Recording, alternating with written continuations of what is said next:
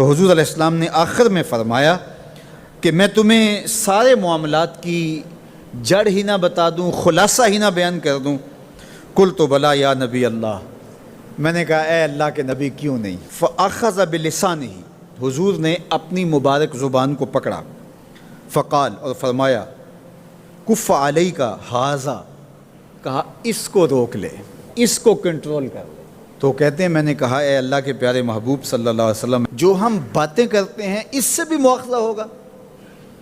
یعنی عمل پر تو پکڑ ہوگی، لیکن جو ہم زبان سے بات نکال دیتے ہیں تو کیا اس بات پر بھی مواخذہ ہوگا؟ تو حضور علیہ السلام نے ارشاد فرمایا کہ لوگ منہوں کے بل یا ٹھوڑیوں کے بل جہنم میں ڈالے جائیں گے، یہ ان کے بولے ہوئے بولوں کی وجہ سے ہوگا، ان کی زبان کی کمائی کی وجہ سے ہوگا۔ تو اپنی زبان کی حفاظت کرو تو جنت کا داخلہ مل جائے گا۔ تو گویا زبان کی حفاظت سے لے کر کے اللہ کے حضور سجدے تک اور اللہ کی عبادت تک، یہ ہے وہ نصاب جو جنت میں جانے کا ہے۔ اللہ ہم سب کو 5 گانا باجماعت نماز کی توفیق دے، اللہ ہمیں توفیق حج کی نصیب کرے، اللہ ہمیں رمضان المبارک کے روزے رکھنے کی توفیقات سے مالا مال کرے، اللہ اپنی راہ میں جد و جہد اور جہاد کی توفیق سے مالا مال کرے، اور اللہ ہمیں ہماری زبان کی حفاظت کی توفیق دے تاکہ ہم خیر کی راہوں کے مسافر رہیں۔ کچھ لوگوں کی عادت ہوتی ہے کہ وہ بہت زیادہ چیخ چیخ کے بولتے ہیں اور بلند آوازی سے گفتگو کرتے ہیں۔ یہ عادت بچپن سے انسان کے اندر پیدا ہو جاتی ہے، پھر آہستہ آہستہ آہستہ آہستہ یہ زندگی کا حصہ بن جاتی ہے، پھر وہ اپنے آپ کو روکنا بھی چاہے تو روک نہیں سکتے۔ اس لیے بچوں کو اس سے منع کر دینا چاہیے کہ وہ چیخ کر نہ بولیں، چلا کر نہ بولیں، درمیانی آواز سے گفتگو کریں۔ تو کہا اپنی آواز کو پست رکھو، اور یہ ممبر و محراب کے مالکوں کو بھی خاص طور پہ اس بات کا بہت خیال رکھنا چاہیے کہ ان کی آواز لوگوں کے کانوں پر بوجھ نہ بنے۔ آج کل تو یہ ساؤنڈ سسٹم لگے ہوئے ہیں، اور پھر ماشاءاللہ کچھ لوگ تو یہ ایکو کا بھی ضرورت سے زیادہ استعمال کرتے ہیں۔ سنجیدگی کے ساتھ، متانت کے ساتھ بات کرنا، سنجیدگی اور متانت کے ساتھ بات کو سننا، یہ شریعت کے آداب ہیں۔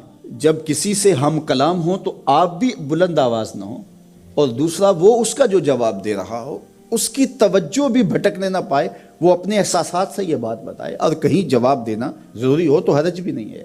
آواز کو معتدل رکھو، خوبصورت رکھو، تو جس طرح بولنے کے آداب ہے اس طرح سننے کے بھی آداب ہے۔